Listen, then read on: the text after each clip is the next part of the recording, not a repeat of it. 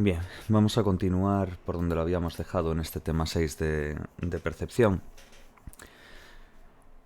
que eran estas investigaciones sobre agrupamientos perceptivos.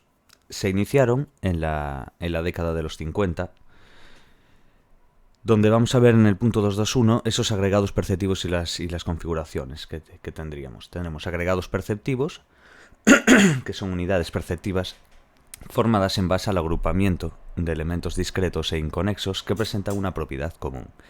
Y las configuraciones, que estarían como unidades perceptivas distintas a los elementos de que están formados ya y en las que se percibe la relación entre las partes. De estas relaciones surgen propiedades emergentes distintas a los elementos componentes y que no se pueden explicar en base a los mismos. Vamos a ver, de hecho, en la figura 6.8, esta que veis aquí, ejemplos de elementos estimulares discretos, que serían los de la parte superior, y luego los agregados perceptivos. Esto que acabamos de citar antes, de unidades perceptivas formadas en base al agrupamiento de elementos discretos e inconexos, estos de aquí, y que presentan una propiedad común. Entonces, los de aquí y los de arriba son ejemplos de elementos estimulares discretos. Luego, los agregados perceptivos, que sería la...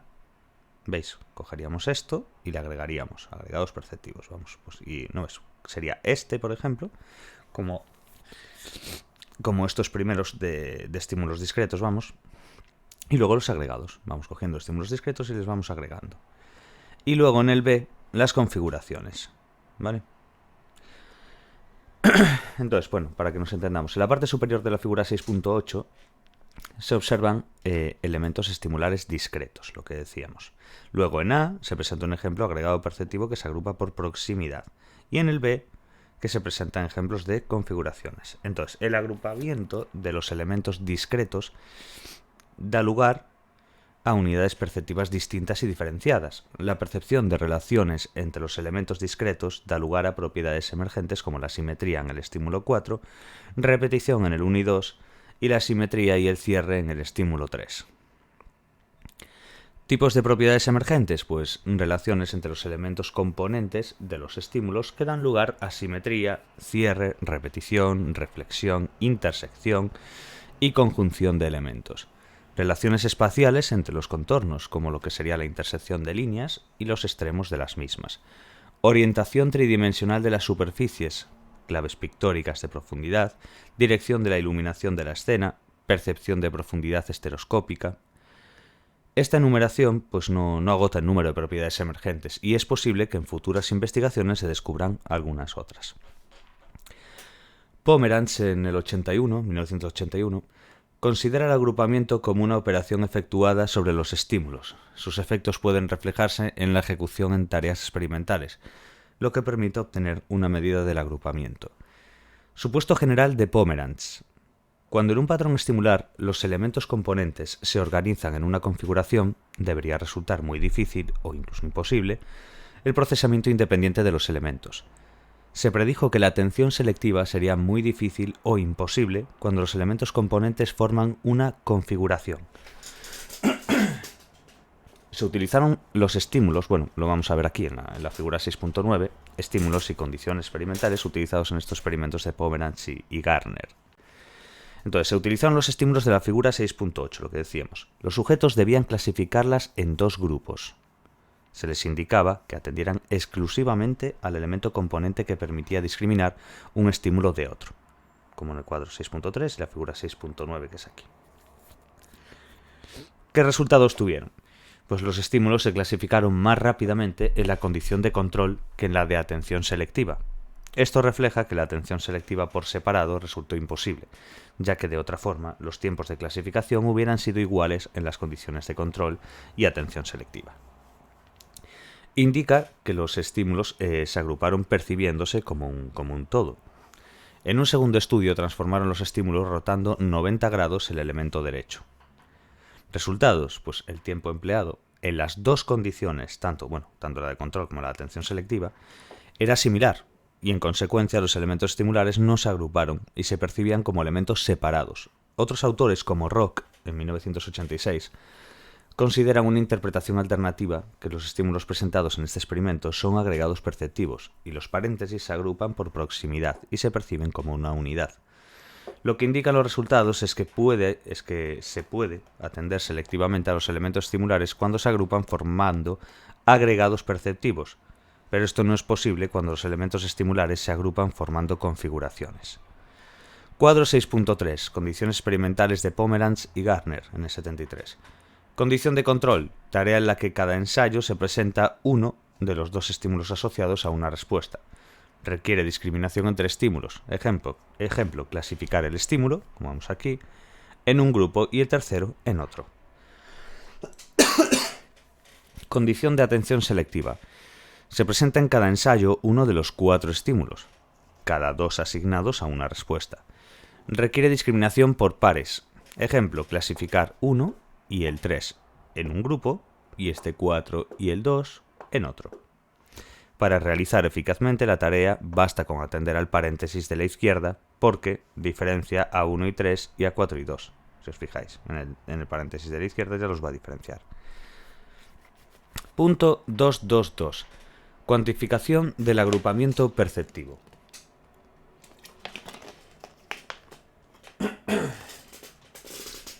Kubovi y Wagmans en el 95 determinaron cuantitativamente la potencia de distintos tipos de agrupamiento, midiendo la probabilidad de respuesta a estímulos que presentaban organizaciones ambiguas, figura 6.10a.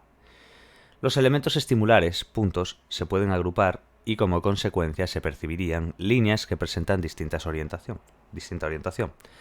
Los sujetos realizaron una tarea de elección forzosa en la que observaban cada uno de los estímulos ambiguos durante 300 milisegundos y a continuación elegían una de las 4 posibles respuestas. Esto permitía calcular la probabilidad de percibir cada tipo de agrupamiento. Beck y Palmer en el 2002, para medir el agrupamiento, presentaron una fila de elementos distintos, por ejemplo, círculos y cuadrados, ¿no? que se alternan con la excepción de uno que se repite para inducir agrupamiento, la figura 6.10p. Los observadores debían identificar el elemento adyacente que se repite presionando una llave de respuestas si era un cuadrado y otra llave si era un círculo. La potencia del agrupamiento se examinó presentando 3 condiciones: control, con círculos y cuadrados situados a la misma distancia unos de otros, y 2 condiciones experimentales, donde los elementos estimulares se agrupaban por proximidad dentro de cada grupo, o entre grupos, que sería la figura 6.10p. ¿Cuál es el resultado de esto? Pues el elemento que se repite se identificaba más rápidamente en la condición intragrupo. Con esto quedaos muy bien, porque aún hace nada acabé de hacer los exámenes desde que se hicieron, desde el 2011, los tengo. Bueno, yo los tengo desde el 2011, que es básicamente la parte del libro, ¿no? Hasta el 2020, unos 10 años de exámenes. Y bueno, a ir mirándolos por temas y demás, pues cuando los subí a Patreon me di cuenta de cómo van repitiendo ciertas preguntas también. Lo mismo que hice en diferencias. Bueno, lo mismo que hago con todas las materias, que las voy subiendo ahí. Entonces, quedaos bien con esto, ¿vale? Con este resultado, de hecho. El elemento que se repite se identificaba más rápidamente en la condición intragrupo que en grupos distintos. Intragrupo, ¿vale? Se obtuvieron resultados semejantes con la semejanza, con color, región común y conexión de elementos. Pero bueno, sobre todo quedarse bien con esa parte de que el elemento que se repite se identificaba más rápidamente en la condición intragrupo que en grupos distintos. Teoría computacional de la visión y agrupamiento perceptivo. David Mer también. Preguntada bastante. Bueno, cuando os digo esto, básicamente es los que yo tengo puestos. Ahora vamos a cerrar esto y vamos a poner esto. Mirad, este es un ejemplo de lo que os hablo. Este archivo ya lo subí, de hecho. Estas son las preguntas de exámenes desde el 2011 hasta el 2021. Y es lo mismo que en diferencias. Yo voy poniendo, le doy aquí a notas, con las notas vas poniendo y vas poniendo, oye, esta es del tema tal, esta es del tema cual. Y cuando acabo de hacer eso, además de tener las respuestas ya puestas, lógicamente, voy cogiendo cada una de ellas. creo un archivo y pongo pues tema 1, preguntas del tema 1, y hago un recopilatorio de todas las que existen y las meto ahí. Y creo que es una forma, pues bueno, lo de siempre, una forma muy buena de repasar, de estudiar y de todo, vamos. Porque no es lo mismo coger un examen del 2014 y ponértelo a leer y vas, pues bueno, preguntas del 9, del 8, del 6, del 1, ¿sabes? Van salteando. Entonces tú después para repasar, creo que sería más interesante el decir, vale, voy a hacer la segunda vuelta, o la primera, o la que cada uno le toque. Y acabas el tema 1 y dices, vale, ahora voy a mirar hasta qué punto me sé el tema 1. Y me hago esas preguntas. O me las leo, o me las estudio, me las chapo, bueno, lo que cada uno crea. Y yo creo que esa es una muy buena forma de hacerlo, ¿vale? Bueno, simplemente era eso, enseñaros un poco. No tiene nada, bueno, no tiene nada, tiene mucho trabajo, pero me refiero que es bastante simple, ¿sabes? Y nada, incluye también las de Avex, por si acaso, todo. Así que bueno, es bastante útil para mi gusto.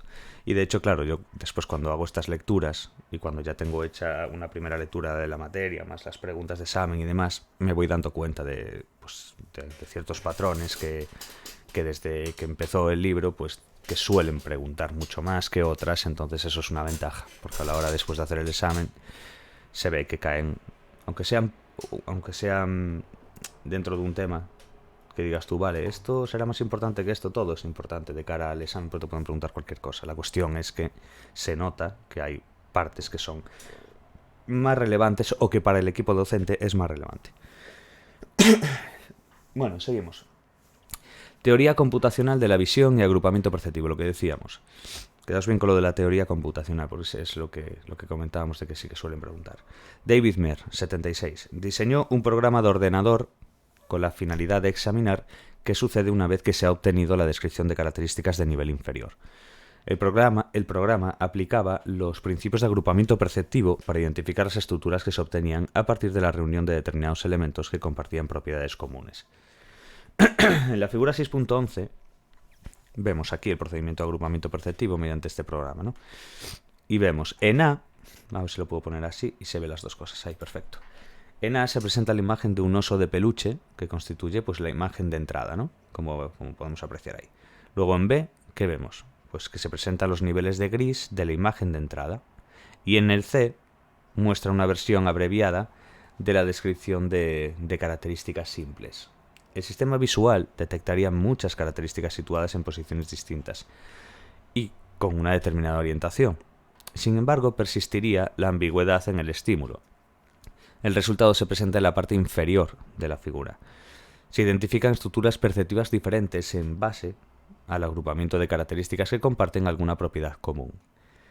En la D, luego vamos a ir viendo las partes de cada uno. Si lo veis aquí, en la D, es la estructura del contorno global del osito, que presenta pues un agrupamiento de características simples basado en el principio de buena continuación. Luego en el E, que vemos aquí, si os fijáis, lo que vemos aquí son los ojos y la nariz, ¿no? Pues nos van a decir ahora. En el E, la estructura correspondiente a ojos y nariz presenta un agrupamiento de características en base a los principios de semejanza y proximidad. Semejanza y proximidad. Y luego en la F, la estructura correspondiente al hocico muestra la actuación del principio de cierre y reúne las características simples que forman una figura ovalada. Importante de esta parte, pues que en el D vamos a ver el principio de buena continuación. En el E, lo que vamos a ver es el principio de semejanza y proximidad. Y en el F, lo que vamos a ver, básicamente, es el principio de cierre. Vale, esto se obtuvo sin un conocimiento previo por parte del programa acerca de las estructuras que estaba buscando con la aplicación. Hay imágenes que no permiten la extracción de determinadas estructuras a menos que se le proporcione información al programa. En la figura 6.12, el programa no extrajo estructuras diferentes para las dos hojas situadas en el recuadro, en la imagen de niveles de gris, sino que aparecían como un único objeto, posiblemente pues porque los niveles de gris en esa zona eran muy homogéneos. Marr resolvió el problema indicándole al programa que los segmentos adyacentes de la imagen pertenecían a dos objetos diferentes, y de esta forma el programa extrajo las estructuras representadas en la parte inferior de la figura 6.12. Ginzburg, en el 86, mantiene que la percepción visual de la forma se basa en un procesamiento espacial y que los principios de organización perceptiva son un resultado del filtrado espacial de las imágenes estimulares. En la figura 6.13, que vamos a ver aquí, exactamente, la aplicación de un filtro paso bajo que elimina la información sobre las altas frecuencias en la parte izquierda, que produce como resultado las imágenes de la derecha.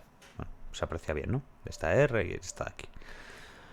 La R inicial, bueno, ya no os voy a explicar ahora, que ya me adelanto porque de haberlo leído ya me queda ahí.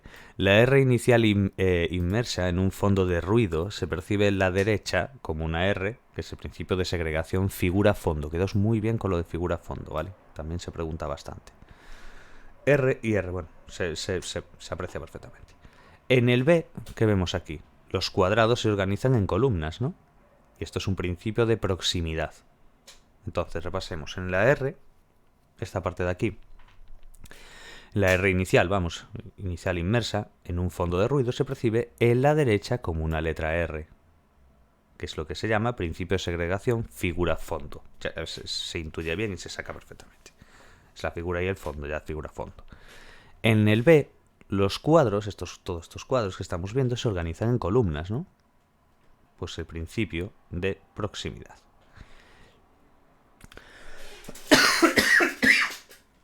Ando medio resfriado.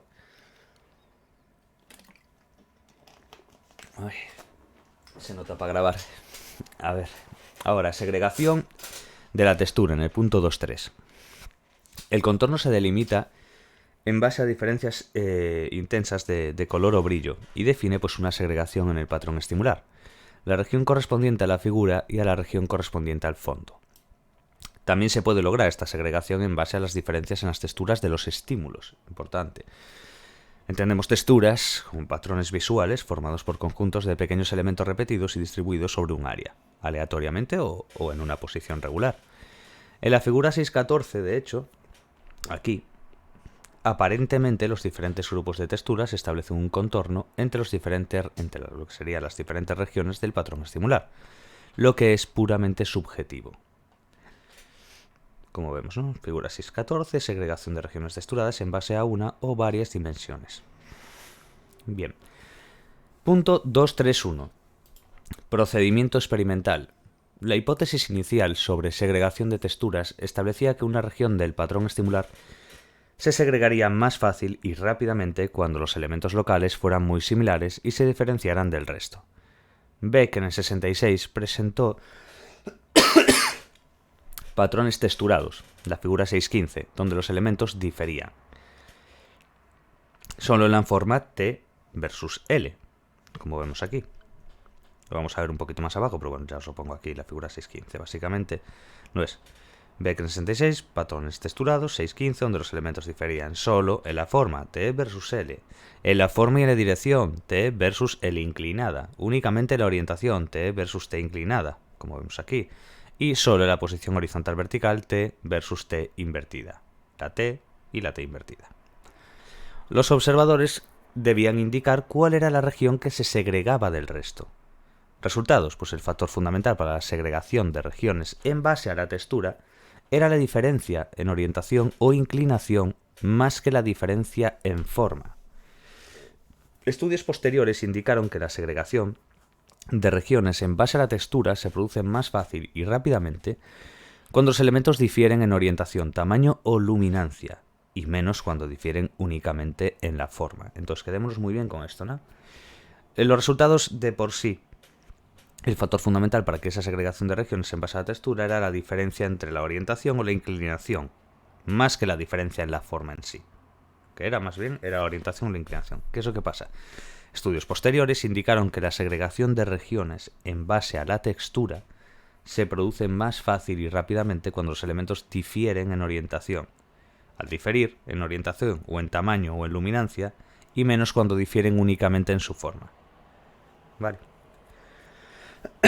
Se va a segregar mejor en ciertas regiones en base a la textura y se va a producir más fácil y más rápidamente cuando los elementos vayan a diferir entre su orientación, entre su tamaño y su luminancia, y menos que cuando solamente se difieren de una forma, de una única forma, ¿vale? Cuando no de una única forma, sino de únicamente en la forma, ¿vale? Lo que quería decir. Bien, a todo esto hay una serie de teorías en el punto 2.3.2 que de hecho más adelante, si no recuerdo mal, 2, 3, 2. Sí, eran las teorías, creo, lo que nos quedaba. Bela Jules trató de averiguar cuáles eran los atributos de los patrones texturados que permiten discriminar unas regiones de otras. Y propuso pues la teoría de los textones. Otra parte muy importante dentro de este tema que se suele preguntar, quizás no en demasía, pero sí que se pregunta, es el tema de los textones, ¿vale? Así que quedémonos bien con esto. Bela Jules trató de averiguar cuáles eran los atributos de los patrones texturados que permiten discriminar unas regiones de otras. ¿Qué propuso? Pues la teoría de los textones, que sugiere, pues donde sugería que la segregación rápida y sin esfuerzo, automática, estaba determinada por unas características locales fundamentales, denominadas textones, que esto es lo que nos interesa, a las que el sistema visual sería especialmente sensibles. Entonces, ¿qué propone Bela Jules? Pues la teoría de los textones sugiere pues, que hay esa segregación rápida y sin esfuerzo, eso automático básicamente, venía más bien a raíz de una serie de características locales que es ella que le llamó textones. Entonces, supuestamente, pues eso era sensible dentro del sistema visual para poder diferenciar y demás. Entonces, los resultados de investigaciones han permitido acotar los textones a, y esto es muy importante, los extremos de las líneas, las intersecciones de líneas y las manchitas alargadas con una longitud, color y orientación determinados. La segregación inmediata estaría determinada por la diferencia en la naturaleza de los textones y las diferencias en el número, densidad de los textones, figura 6.16. Jules y Bergen en 1983 desarrollaron un modelo en el que distinguen dos sistemas. A, uno preatencional, en el que la información se procesaría en paralelo, rápidamente y sin el concurso de la atención, procesamiento inicial, y B, un sistema atencional, etapa de procesamiento más tardío, en la que la información se procesa en serie, lentamente y requiere pues una atención a determinadas características del patrón estimular. Entonces, lo que decíamos, procesamiento inicial y básicamente después uno más tardío, ¿no? Vemos en la figura 6.16 la segregación de regiones de textura, lo que estábamos comentando, a partir de diferencias entre los textones, en este caso definidas por la presencia o no de determinados elementos que forman las regiones texturadas. En la parte A, y esto es importante quedarse bien, de la figura se puede percibir una figura cuadrada formada por formas, básicamente, bueno, lo que sería, para entendernos bien, dentro de lo que sería la parte A y de la parte B, para diferenciar sobre todo. En la parte A de la figura se percibe una figura cuadrada formada por formas cerradas que no presentan terminaciones. Triángulos, no acaba, ¿no? Si os fijáis. Rodeadas por una región formada por elementos, que son flechas, que presentan tres terminaciones. Luego, en la parte B, la segregación de la figura, situada en la misma posición que en la A, es mucho más difícil porque los elementos que componen el patrón no presentan diferencias en los textones. Entonces, textones, y esto es muy importante como concepto, quiero decir, elementos básicos o primitivas perceptivas en el sistema preatencional que determina la segregación inmediata de la textura. El sistema preatencional detectaría diferencias locales en el número y naturaleza de los textones y se produciría la segregación automática. Los patrones texturados que presenten propiedades diferentes a las que definen los textones serían ignorados por el sistema preatencional y se detectarían por medio de un examen detallado del patrón a estimular y la atención a determinadas características del mismo. Resultados de investigaciones posteriores indican que todos los textones no son igualmente eficaces a la hora de determinar los límites que permite la segregación de la textura. Generalmente las diferencias en color tienen preponderancia sobre las diferencias en forma. Los resultados de Treisman y Gelade en el 80 revelan que la segregación de la textura es automática y sin esfuerzo cuando los elementos en las regiones de los patrones texturados difieren en una única dimensión, color o forma, pero no cuando difieren en una combinación de dimensiones, para lo que se requiere pues más escrutinio, como podemos apreciar en la figura 6.17, donde nos hablan de esas segregaciones de regiones texturadas en base a características simples, lo que decíamos antes, forma o color o forma, o la combinación de estas. La segregación de la región texturada es más difícil en la C, lógicamente, que en A y en B. La teoría de los textones no explica en base a qué proceso se lleva a cabo la segregación. Los resultados de los trabajos como los de Beck y otros autores apoyarían que en determinados patrones la segregación de la textura estaría determinada por la respuesta de los canales de frecuencia espacial a las diferentes regiones texturadas del patrón estimular. Así que bueno, lo dejamos por aquí y seguimos en breves con el tema 7 ya, ¿vale? Percepción de la forma 2, que es la detección y la discriminación de formas visuales. Bueno, nos vemos en el siguiente vídeo y lo dicho, si queréis repasar un poco con el tema de las preguntas y demás, ya las tengo subidas para los que les interese. Bueno, hasta el próximo vídeo y mucho ánimo. Chao, chao.